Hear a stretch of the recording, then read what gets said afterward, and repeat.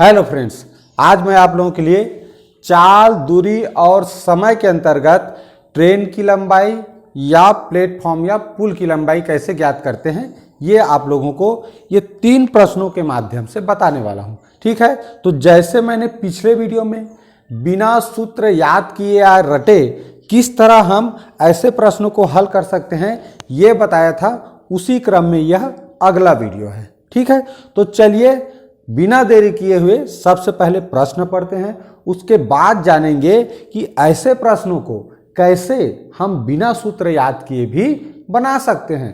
तो चलिए देखते हैं प्रश्न पहला। 2 ट्रेन ए और बी विपरीत दिशाओं से आ रही हैं, जिनकी चाल क्रमशः 30 किलोमीटर प्रति घंटा तथा 42 किलोमीटर प्रति घंटा है। दोनों एक दूसरे को 20 सेकेंड में पार कर लेते हैं। ट्रेन ए की लंबाई 200 मीटर है, तो ट्रेन बी की लंबाई बताएं। 2 ट्रेन हैं, कैसे चल रहे हैं देखो, एक दूसरे के विपरीत, मतलब इस तरह से, ये ऐसे कहें ये पटरी है मान लो, तो ये दूसरा पटरी में ये ए ट्रेन है। ठीक है, तो ये ए ट्रेन है और ये क्या है, बी ट्रेन है। दोनों एक दूसरे के विपरीत चल रहे हैं। अभी ए ट्रेन की लंबाई कितना है देखो तो 200 मीटर, और ये बी ट्रेन की लंबाई हमको क्या करना है, जानना है। ठीक, और क्या दिया है, दोनों का चाल दिया है, तो एक का चाल 30 किलोमीटर प्रति घंटा है और इसका चाल क्या है, 42 किलोमीटर प्रति घंटा है। ठीक, इतना चीज प्रश्न में दिया हुआ है। अब देखो कैसे हम बिना सूत्र रटे या याद किए ऐसे प्रश्नों को हल करते हैं, समझते हैं। मैंने पिछले वीडियो में क्या बताया था, यहीं से देखो चाल लिखा है ना, 30 किलोमीटर प्रति घंटा या 42 किलोमीटर प्रति घंटा, यही से चाल का सूत्र मिल जाता है हमको। कैसे, ये जो किलोमीटर है दूरी को मापने की इकाई है और घंटा समय को मापने की इकाई, इसका मतलब 4 बराबर क्या हुआ, दूरी प्रति यानी बटे और घंटे यानी समय, तो दूरी बटे समय। तो इस तरह चाल का सूत्र हमें मिल गया, और जैसे ही चाल का सूत्र मिला दूरी का सूत्र निकाल सकते हैं। किस नियम से, पक्षांतर के नियम से। तो ये जानना है, दूरी जानना है तो समय को पक्षांतर करते हैं। जिसका भी मान जानना रहता है, जिस राशि का, उसको बराबर चिन्ह के एक तरफ रखा जाता है और उसके साथ जो भी और राशि हो, तो अगर दूरी के साथ ये भाग के संबंध में है तो इधर पक्षांतर करेंगे, यानी बराबर चिन्ह किस पार लाएंगे तो गुणा हो जाता है। इस राशि के साथ जो भी धन चिन्ह के साथ रहेगा वो इधर आके ऋण वाला हो जाता है, ऋणात्मक हो जाता है।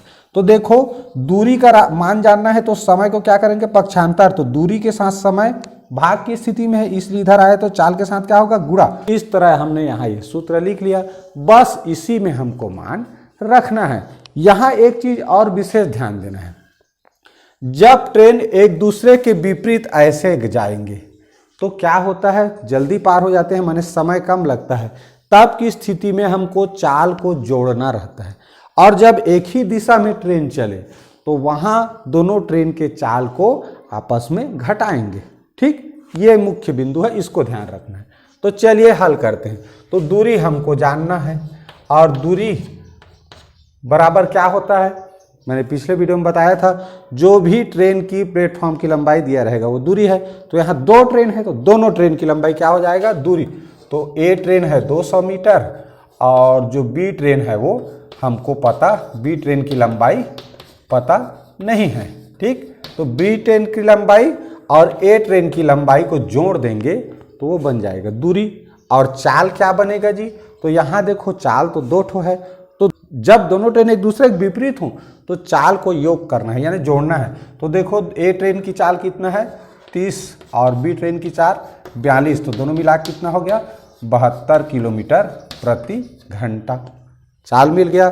समय क्या दिया है, समय दिया है 20 सेकेंड। क्या दिया है, 20 सेकेंड। अब चलिए हल करते हैं। चलिए लिखते हैं, दूरी बराबर जानना है तो दूरी क्या हो जाएगा, 200 प्लस ट्रेन बी की लंबाई, दोनों मिला के दूरी बना, और ये 72। अब देखिए ये चूंकि सेकंड है और ये किलोमीटर प्रति घंटा है, तो इसको भी सेकंड बनाएंगे तभी आपस में गुणा कर सकते हैं।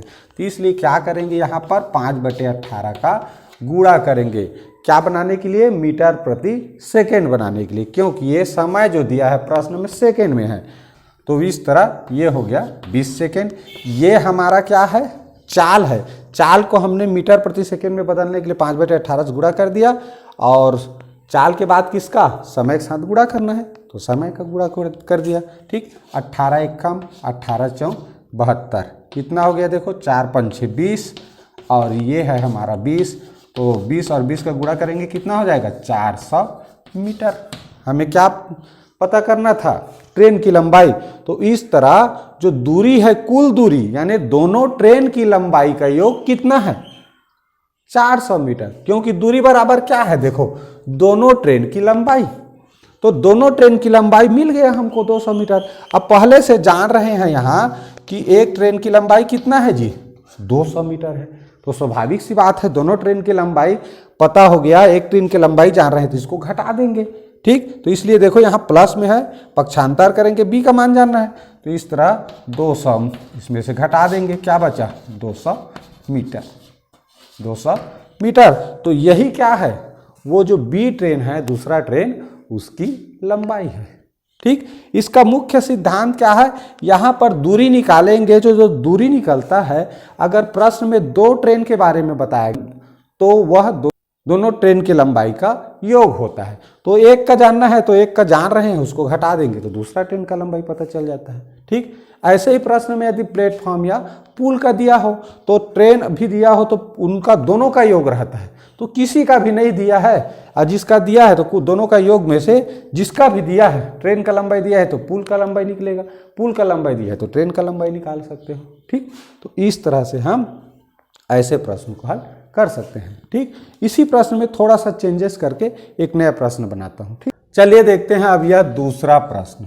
ठीक, पढ़ते हैं। दो ट्रेन ए और बी एक ही दिशा में जा रही हैं, जिनकी चाल क्रमशः 30 किलोमीटर प्रति घंटा तथा 42 किलोमीटर प्रति घंटा है। दोनों एक दूसरे को 3 मिनट में पार कर लेते हैं। तो ट्रेन ए की लंबाई 200 मीटर है, तो बी की लंबाई बताएं। मैंने पिछले प्रश्न में थोड़ा सा परिवर्तन किया है। परिवर्तन क्या किया है, पहले वाले प्रश्न में ट्रेन एक दूसरे के विपरीत दिशा में चल रहे थे, इस प्रश्न में ट्रेन एक ही दिशा में जा रहे हैं। ठीक, तो ये कंडीशन हो तब कैसे हम ट्रेन की लंबाई ज्ञात करेंगे। और यहाँ पर देखो जो समय है वो मिनट में है, सेकेंड में नहीं है। तो हमें हर तरह का प्रश्न हल करना आना चाहिए। तो चलिए इस प्रश्न को कैसे हल करते हैं ये मैं आप लोगों को अब बताता हूँ। देखिए, दूरी हमको किसको मानना है, बताया था मैं, दोनों ट्रेन की लंबाई। तो यहाँ ए ट्रेन की लंबाई कितना है, 200 मीटर, और दूसरे बी ट्रेन की लंबाई हमको पता नहीं है।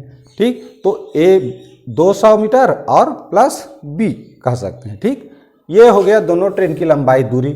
चाल कितना दिया है, 30 किलोमीटर प्रति घंटा, 42 किलोमीटर प्रति घंटा।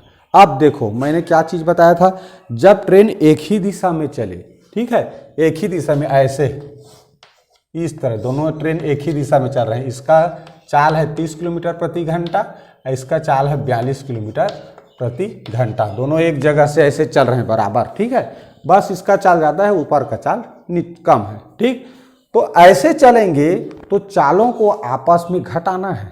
ठीक, तो कैसे चाल पता करेंगे, तो 42 किलोमीटर प्रति घंटा चाल में से 30 किलोमीटर प्रति घंटा घटा देंगे, क्या मिला, 12 किलोमीटर प्रति घंटा। तो ये हो जाएगा इस प्रश्न को हल करने के लिए हमारे पास चाल। ठीक, क्योंकि हमें चाल चाहिए दूरी जानने के लिए और समय चाहिए। तो चाल क्या होगा, एक ही दिशा में चलेंगे ट्रेन तो अधिक चाल वाला ट्रेन में से अधिक चाल से कम चाल वाले घटा देना है। ये मिल गया चाल। समय देखो क्या लिखा है, 3 मिनट। अब मिनट को हमको क्या बदलना है, सेकंड में बदलना है। या तो समय को सेकंड में रखना है या फिर घंटा में। तो इसको सेकंड में बदल दें तो 3 मिनट बराबर कितना हो जाता है, 180 सेकेंड। ये तो जान रहे हैं, अब इसको सरल करने की जरूरत नहीं है भाई। 1 मिनट में 60 सेकेंड, तो 3 मिनट में 6 18 यानी 180 सेकेंड। समय भी मिल गया। अब चलिए सूत्र में मान रख के इसको हल करते हैं। देखिए, दूरी जानना है, तो दूरी क्या है, देखो 200 और प्लस हमें बी का मान जानना है। अब यहाँ देखें तो चाल बराबर क्या मिला, 12, और इसको मीटर प्रति सेकंड में बदलने के लिए 5/18 से गुणा करेंगे। और समय बराबर क्या है 180 सेकंड। हो गया, चलिए हल करें। देखो 18 एक कम 18, 18 एक कम 18, 18 शून्य शून्य। अब देखो कितना मिला, 12 पंचे 60 और गुणे 10, तो 60 का 10 से गुणा करेंगे तो 600 हो जाएगा। इस तरह क्या मिला 600 मीटर। अब देखिए हमें यहाँ पर क्या है 200 मीटर प्लस बी की लंबाई यानी बी ट्रेन की लंबाई। तो मैंने बताया था यहाँ पर जो भी दूरी निकलता है वो दोनों ट्रेन की लंबाई है, तो दोनों ट्रेन की 600 है। तो एक ट्रेन का तो 200 को कम कर दो, घटा दें एक ट्रेन का, तो कितना आ गया 400 मीटर। तो इस तरह बी ट्रेन की लंबाई क्या निकल कर आया 400 मीटर।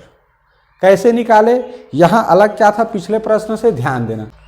अगर ट्रेन एक ही दिशा में चल रहे हो तो चाल प्राप्त करने के लिए अधिक चाल में से कम चाल को घटाएंगे, वो मिल जाएगा चाल। समय प्रश्न में अगर मिनट में दिया है तो उसको सेकंड में बदल लेना, ठीक।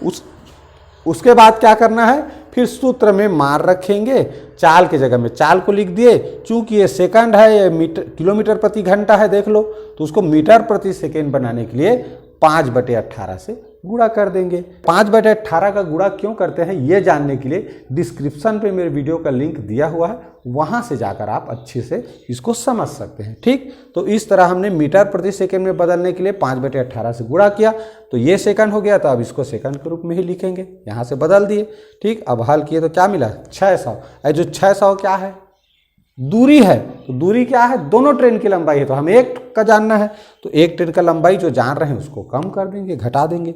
इस तरह मिल गया हमको क्या 400 मीटर ट्रेन की लंबाई। तो इस तरह से ऐसे प्रश्न को हल कर सकते हैं, ठीक। चलिए बिना देरी किए हुए अब आज का अंतिम प्रश्न देखते हैं। चलिए पढ़ते हैं प्रश्न।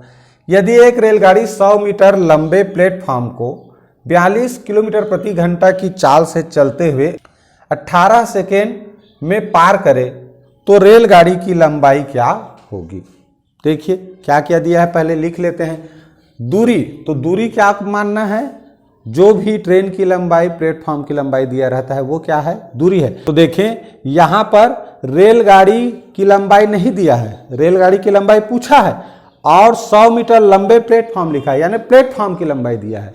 तो रेलगाड़ी की लंबाई ज्ञात करना है। तो मैंने क्या बताया, दो ट्रेन दिया हो या रेलगाड़ी प्लेटफॉर्म दिया हो या रेलगाड़ी पुल दिया हो, तो दोनों के लंबाई को योग करोगे तब जाकर दूरी बनता है। तो दूरी बराबर क्या होगा जी, प्लेटफॉर्म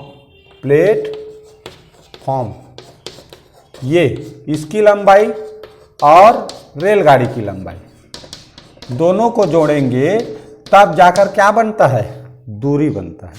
तो देखो प्लेटफॉर्म की लंबाई तो दिया है, कितना है 100 मीटर, और रेलगाड़ी का हमको पता नहीं है, रेलगाड़ी का पता नहीं है, तो ये बन गया दूरी। चाल क्या दिया है देखो 42 किलोमीटर प्रति घंटा, तो 42 किलोमीटर प्रति घंटा क्या है चाल है। अब देखो समय सेकेंड में दिया है, तो तुरंत यहाँ पर आप बदल भी सकते हो, या नहीं बदलोगे तो उस रूप में लिख सकते हो, कैसे 42 गुणित 5/18, ये क्या हो गया चाल, वो भी मीटर प्रति सेकेंड के रूप में, ठीक। अब ये मिल गया हमको मीटर प्रति सेकेंड के रूप में। क्यों मीटर प्रति सेकेंड बनाए, क्योंकि समय प्रश्न में सेकेंड में दिया है, तो इस समय कितना दिया है 18 सेकंड। अब चलिए सूत्र में मान रखते हैं। तो देखो दूरी बराबर क्या मिला 100 प्लस रेलगाड़ी की लंबाई। अब देखो चाल बराबर क्या मिला हमको, ये 42 गुणित 5/18, ये चाल मिल गया मीटर प्रति सेकेंड में बदलने के बाद। और समय कितना लिखा है 18 सेकेंड, 18 कैंसिल, क्या बचा 42 गुणित 5, 5 दूनी 10, हासिल 1, 5 चौक 20, 1 21, तो कितना मिला 210 मीटर। अब देखो यहाँ 100 मीटर प्लेटफॉर्म की लंबाई है और रेल की लंबाई हमको पता नहीं है, और मैंने बताया है कि जो दूरी निकालते हैं वो ट्रेन और प्लेटफॉर्म दोनों की लंबाई का योग है। तो दोनों का योग है तो एक को घटा देते हैं, किसका प्लेटफॉर्म की लंबाई घटा दें, क्या बचा 110 मीटर, यानी रेल की लंबाई कितना हो गया 110 मीटर, ठीक। तो इस तरह से हम ऐसे प्रश्नों को हल कर सकते हैं, ठीक। तो आज का यह वीडियो आप लोगों को कैसा लगा प्लीज़ कमेंट करके ज़रूर बताइए। अगर मेरे चैनल में नए होंगे तो सब्सक्राइब जरूर कर लीजिए। वीडियो को अधिक से अधिक शेयर करना मत भूलिए। वीडियो को एक लाइक ज़रूर कर दीजिए और पूरा वीडियो देखें, इसके लिए बहुत बहुत धन्यवाद।